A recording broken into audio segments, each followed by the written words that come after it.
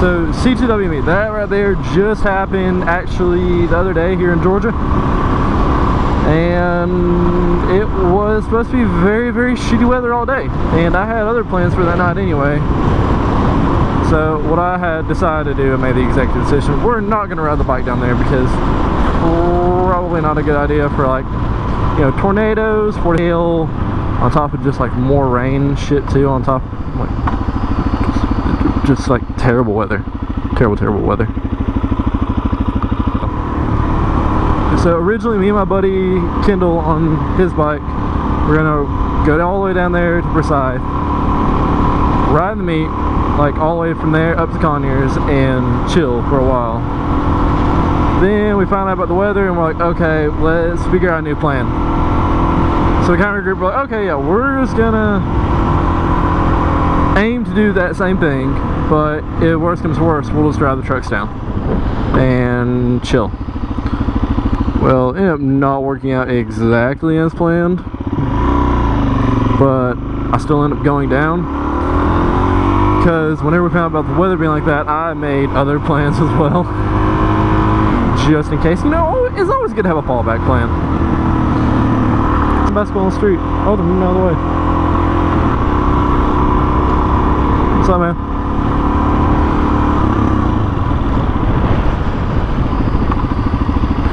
Okay, so back over to that.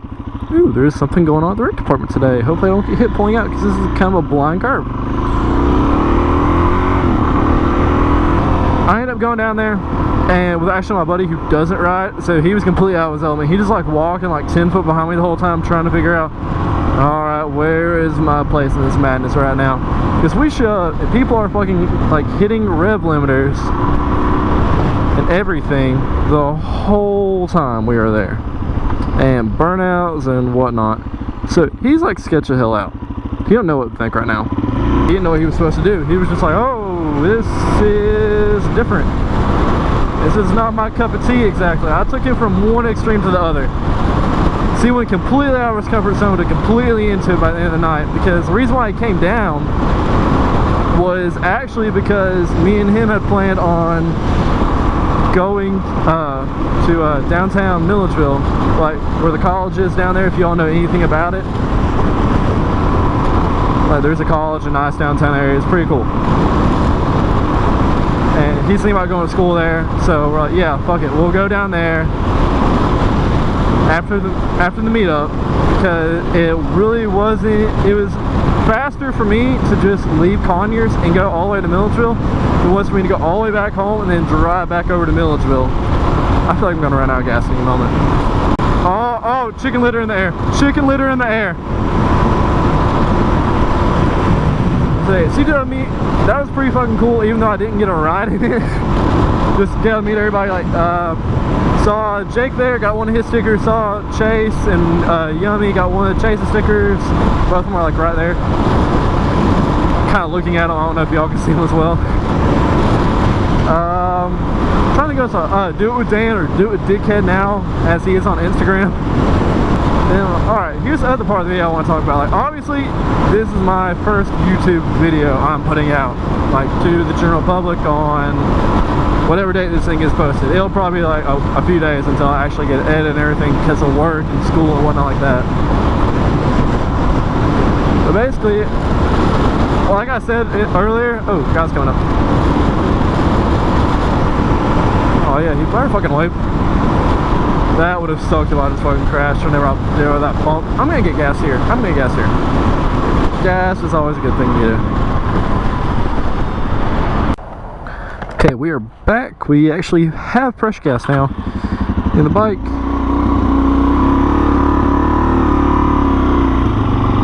We'll go down here, out here to Hurricane Shoals and whatnot now.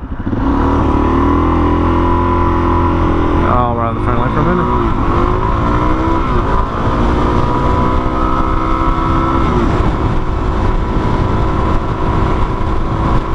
Oh yeah, but alright, so this is the reason why I wanted to make the YouTube channel. Basically, like I mentioned earlier whenever I was riding through town, I'm like, I get really bored while riding. Like, really bored. Because either I will fuck around and be a complete fucking idiot, or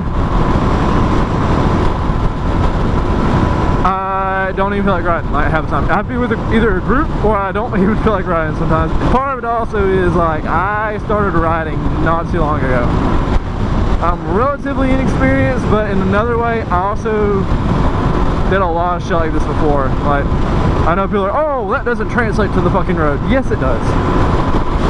I can tell you firsthand, it does, having other prior experience in other fields. I did BMX bikes for numerous years.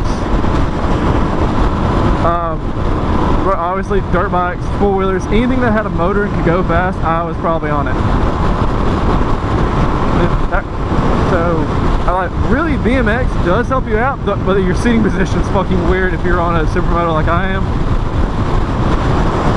It's a little bit different at first. You get the hang of it, and you're relatively pretty well set. BMX, it helps you out as far as like your curves, watching out for debris, split second thinking, whatnot like that. Anything where, like, basically the main like fundamentals almost, aside from like obviously clutch, gas, brake on a bike, you can get down for a motorcycle. Like it's relatively simple to move it over. Now I'm not gonna say, oh, if you rode a little bicycle for the past like X amount of years, you should do it. No, I'm saying like if you rode heavy like dirt trails on a bike,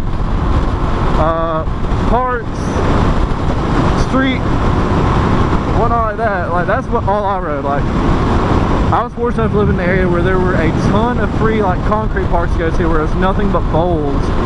So you learn really well on how to carve, which translates to getting low in curves, knowing how to take your curve, and all like that. Already having like that muscle memory down that you need in order to translate over the street to where it is drastically lowered. It's because you already have that muscle memory down. It just kind of changes a tad bit because you're positioning on the bike itself and compensating for the weight of the bike and your throttle and holding your clutch and whatnot like that. My other point number like 24, I don't fucking know. It's been a couple points now.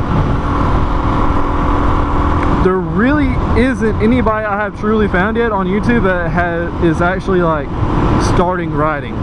Like, everybody I've kind of looked at, for the most part, I'm not going to say everybody because I don't know every moto blogger's background, but a lot of them seem like they have rode for X amount of years. Like Jake the Garden Saint, he's been riding for what, probably like, I think 10 years, something like that. 10, a little bit more, maybe a little bit less. Jake, don't hate me if I'm overestimating or underestimating it. I'm just giving you a guesstimate here. I'm thinking Dan has rode for like, I don't know, like 5 years? I don't know. But nobody really seems like a true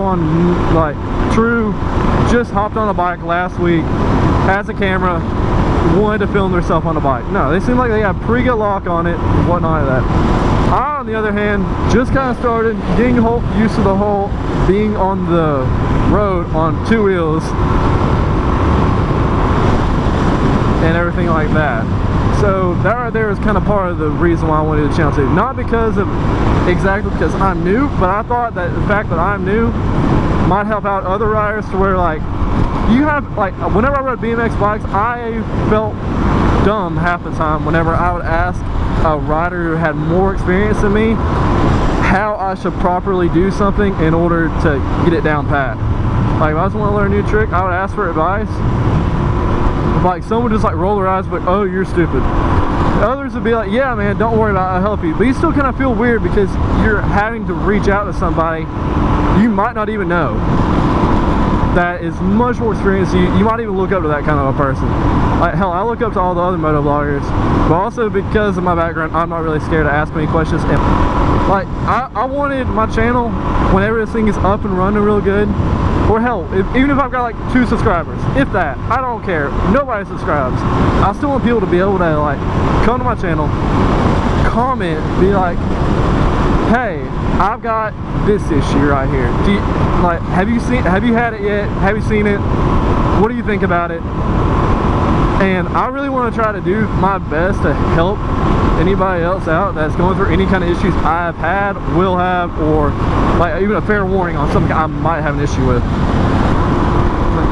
I want to help. Like, I want to be like there to kind of help people, I guess. That's hard. Then, I mean, fuck, I thought it'd be cool. Like, who does not think it'd be cool to like share your experiences with other people? There's a cop right there. I really hope I'm not speeding. Fuck it if I am. I'm getting like a ticket either way. I don't know if I'm getting pulled over on or not in a moment, but you know, I've seen so many cops today, it's not funny. And people give you the funniest look too, because they have no idea what the fuck's going on whenever they look at this bike. They're like, is that a dirt bike? Is that fucker riding a dirt bike on the road? Here? Is he crazy? And then they look at the back and they're like, oh, tags on it, cool. We actually got pulled over before, and the cop was like, I can't tell if they flashed on their lights or that's a bump in the road. But the cop's like, how'd you get that bike? Like, what do you mean? He's like, did it come like that from the factory? I said, yeah, it comes like that. Yeah, with the street tires and all. I'm like, yeah. He said, so it's like basically a dirt bike. I said, yeah. It kind of threw him a curveball, but he said he rode too. Like, he actually had a 600R. But I guess he'd just never seen one before. So it kind of caught him by surprise whenever he actually saw one. But yeah, once again, back over here to it. More a little bit input on bikes. Like, I'm kind of got it set in my head I want F4i, just because a little bit older, so insurance is gonna be cheaper. Not an RR, so insurance is gonna be cheaper. In theory, cheaper bike, insurance is gonna be cheaper. What else am I forgetting here? Oh yeah. Just from what other people have said about it, because I've gone back and forth, I really don't care as far as it gets up into what brand of bike I get. But the reason why I'm kind of like looking at F4Is right now is because after looking at enough reviews online in between getting either like a 600R or a like Ninja 600, whatever the fuck that is. Like, once again, I don't know a lot. Y'all gotta kind of like fill me in what you think's what.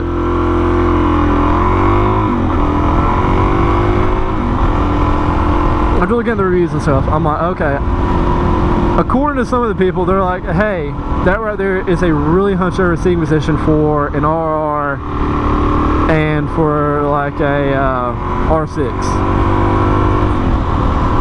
And the F4i, you like, supposedly, I'm just going by what other people told me. Obviously, I'm gonna try these bikes out because it's not gonna be like, oh, I want this, I want it now. It's gonna be like a couple weeks of searching here for it once I get all the money pulled together to actually throw at it.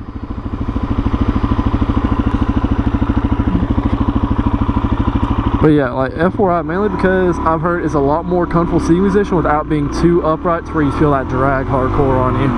I mean, power-wise, I just want to have enough power to be able to get up and down the road. I've done enough stupid shit in my life where I'm not really worried about having so much power I can kill myself at any moment. I can kill myself right now. I'm going 40, I can kill myself. I really was trying to do something dumb that I don't have the experience for. But don't know. Yeah, that kind of goes back to the whole thing of I kind of want y'all's input on some shit.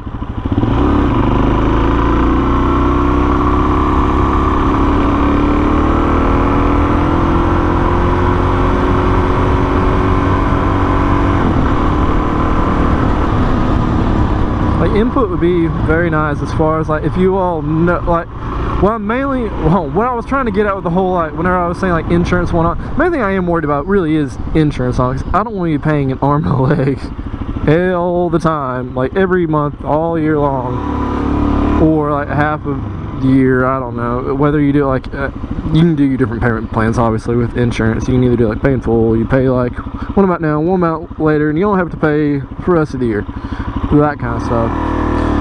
But I mean, I'm just wanting like insurance rate ideas, like price of bikes, you know, overall review on like how they ride, your maintenance on them, stuff like that. I think that'll be like more a future video, because I mean, I want to learn too.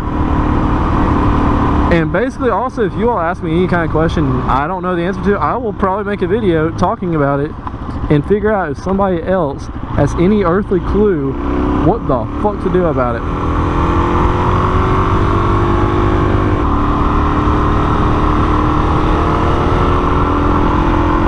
I mean, yeah, so I'm going back to the house. So, see you later, YouTube.